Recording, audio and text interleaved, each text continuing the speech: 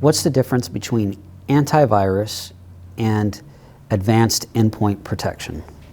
So antivirus is going to be more about caring about the files on the computer.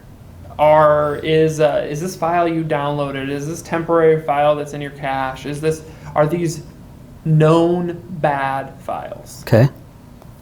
Endpoint protection is more about protecting the entire computer. Now, it doesn't care just about the files. It cares about how is this process, this Windows process that's known over con host, right? Every malware under the sun, I think, runs as con host. So endpoint protection takes it a bit further. It goes in and it says, hey, this process is doing something that we don't really like. Let's stop it. Let's say no process conhost.exe. You can't do that. Maybe it'll be a false positive, but chances are that analysis is going to prove that it might have been a malicious intent. So, and it also does a lot more, and that's why it does a lot better at lessening those attack vectors. It sees a file being encrypted, in the Windows operating system by an unknown process that doesn't typically encrypt files, and it throws up red flags and stops the process in its tracks. So it really can help alleviate some of the risk that comes with using a computer on the internet.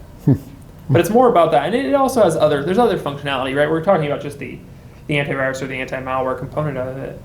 The other functionality that an endpoint protection has is kind of that USB drive functionality. You can disable, enable USB drives. If you don't want your employees using, or whomever using USB hard disks, well, you can turn that off. You can make it so they only are allowed to use HID devices, human interfaces, keyboards, mice, stuff like that.